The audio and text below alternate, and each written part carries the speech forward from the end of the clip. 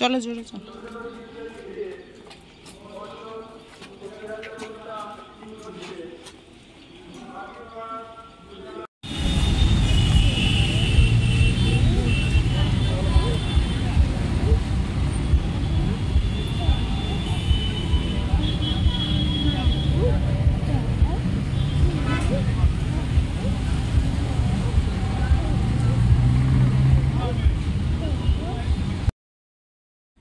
ধর্মতলায় আসবো আর এই জায়গাটা দাঁড়িয়ে লেবু পানি খাবো না, এটা প্রায় অসম্ভব। যতবার এসেছি এই জায়গায় দাঁড়িয়ে লেবু পানি খেয়ে তারপর হাঁটার উদ্দেশ্যে রওনা হয়েছি। আর এবারে ফার্স্ট টাইম ইকরাম আমাদের সঙ্গে আছে।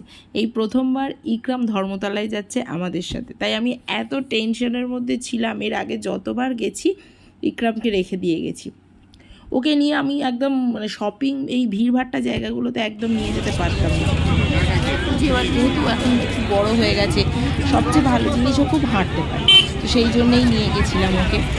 আরও বড় জিনিস হচ্ছে আমাদের যাওয়ার কথা ছিল ক্যাবে করে, কিন্তু এতটাই বিরক্ত হচ্ছিল যে ক্যাবে আর যেতে পারলাম না। মানে ওই যে ক্যান্সেল এটা ওটার জন্য যাওয়া হলো না। শেষে আমরা গেলাম বাসে করে। প্রথম ভাবলাম মেট্রো করে যাই, কিন্তু মেট্রোটা হয়তো যে সময় আমরা বেরিয়েছিলাম অফিস টাইম, সব অফিস থেকে বাড়ি ফিরতে ওই সময় হয়তো ভিড় থাকবে, সেই জন্য মেট্রো যাওয়া হলো। দুর্ভাগ্যবশত বাসটা ফাঁকা ছিল। আর আমার তো টেনশন হচ্ছিল যে বাস যেখানে দাঁড়াবে সেখানে এত স্পিডে নামতে হবে, বাচ্চা নিয়ে নামতে পারবো তো? যাই হোক, লাকিলি আমরা নেমেও গেছি।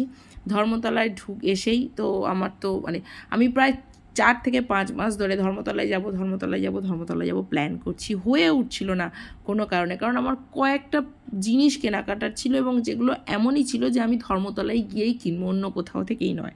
তো ঢুকতেই আমার এই কটন প্যান্টগুলো ভীষণ ভালো লাগলো, আমার দরকারও ছিল, কিন্তু হয় না অতি লোভে তাঁতি নষ্ট, তো আমি তাঁতি নষ্ট হয়ে গেছি। আমি নিয়ে প্যান্টগুলো আমার প্রথমে বললো 200-250 টাকা করে, তো বার্গিং করে আমি সেটা 200 টাকাতে নিয়ে চলে এলাম।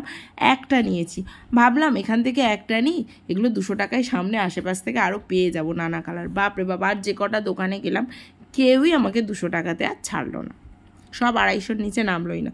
তো ফিরে যখন সেই দোকানটার কাছে এলাম সে ভাই সাহেব চলে গেছে কোথাও। যাই হোক, বাকি কেনাকাটাগুলো কমপ্লিট করলাম। আরও ভালোভাবে কেনাকাটা কমপ্লিট করতে পেরেছি, তার কারণ ধর্মতলায় নেমেই ইকরামের আর সোহেলের পেয়ে গেছে খিদে। আমি তো বললাম না, আমার তো একেবারেই খিদে পাইনি, আমি এসেছি কিনতে, আমি আগে কিনবো তারপর খাবো। তো ওরা ঢুকে গেছে দুজন কোনো সাউথ ইন্ডিয়ান রেস্টুরেন্টে, আর আমি এই সুযোগে দৌড়ি করে আমার যে কটা কেনার সবগুলো কেনাকাটা কমপ্লিট করে নিচ্ছি। তার কারণ ইকরাম বেরোলে ও তো এবার দুষ্টুমি বদমাশি অনেক কিছু শুরু করবে। যাই হোক, আমার কেনাকাটাগুলো কমপ্লিট করে আবার গেলাম রেস্টুরেন্টে। সেখান থেকে আবার ওরা চলে, আমি ইকরামকে নিয়ে চলে এলাম। সোহেল বিল টিল পে করে আসছে। এবার আমরা একটু যাচ্ছি সিটি মার্টে। আর আমার বাবুটা দেখছো কেমন হাত ধরে চলতো, বাবুটা হেঁটে হেঁটে যাচ্ছে, প্রচুর হেঁটেছে ও ধর্মতলা, মানে ধর্মতলা পুরো মার্কেটটাই ও হেঁটেছে আমাদের সঙ্গে। লাস্ট মোমেন্টে ওর একটু আর হাঁটার ইচ্ছা হয়নি, তখন ও জাস্ট কোলে উঠতে চেয়েছে। তো বাবুর কিছু গেঞ্জি কেনার জন্য শীতে আমরা ঢুকে গেলাম সিটি মার্টে। কিন্তু সিটি মার্টে গিয়ে আমার একটা কিছুই পছন্দ হলো না, কিচ্ছু না। কি হয়েছে জানি না, সিটি মার্টের কালেকশানে সব যেন কেমন পুরানো জিনিসপত্রগুলো রেখেছে, আমার কিছুই ভালো লাগলো না, কিছুই পছন্দ হলো না। আর ছোট বাচ্চাদের তো কিছু নেই বললেই চলে, যা আছে বেবি গার্লদের জন্য আছে, বেবি বয়েজদের কিছু নেই। তো আমি প্রথম একটু ওয়াশরুম সেরে চলে এলাম। এসে সেখান থেকে কিছু পছন্দ না হওয়ার জন্য চলে গেলাম বাজার কলকাতা। সেখান থেকে কিছু কেনাকাটা আমরা করলাম। বাজার কলকাতা যাওয়ার আগে আমি দেখতে পেলাম মোমো, এত ইচ্ছা করছিল খেতে। আর এমনিতেই আমি সন্ধ্যেবেলা কিছু খাইনি, খিদে তো অবশ্যই পাচ্ছিল। মোমোগুলো টেস্টি মোটামুটি ছিল, কিন্তু এত গরম ছিল না, ধোঁয়া উঠছিল, তাও গরম গপ গপ করে খেয়ে নিলাম। এত গরম ছিল তোমার জিভি পুড়ে গেছে, স্যুপটা তো আমি টেস্টই করতে পারিনি। তারপর বাজার কলকাতা থেকে কিছু জিনিসপত্র কেনাকাটা কমপ্লিট করলাম। ইকরামের জন্যই বেসিক্যালি কিনলাম। আর আমার যে সাদা প্যান্টটা, ইকরাম নিজের জুতো দিয়ে দাগ করে দিয়েছে। কি বলবো, আমার মনে হচ্ছিল যেন প্যান্ট কেন সাদা প্যান্টটা পরলাম, এত দাগ করেছে বলার মতো না। পায়ের জুতোটা পর্যন্ত আমার প্যান্টের পুরো ছাপ এনে দিয়েছে। তো ওদিকে সোহেল বিল পে করছে, আর এদিকে আমি ইকরামকে নিয়ে গেটের কাছে দাঁড়িয়ে আছি। ও একটু ওখানে বসেছে, পা ব্যথা করছে, তো ছোটো বাবুটাও আমার সঙ্গে ঘুরেছে অনেকটা, সেই জন্য ওর পা ব্যথা করছে। আর আমি তাড়াতাড়ি বেরিয়ে এসেছিলাম আখের রস খাবো বলে, কিন্তু তাকে জিজ্ঞেস করতেই সে বললো আর হবে না, ফিনিশ হয়ে গেছে, আপনার জন্য আর 1 গ্লাসও হবে না। কিন্তু সঙ্গে ওর কাছে 3-4টা আখ ছিল, কেন জানি না আমাকে দিল না।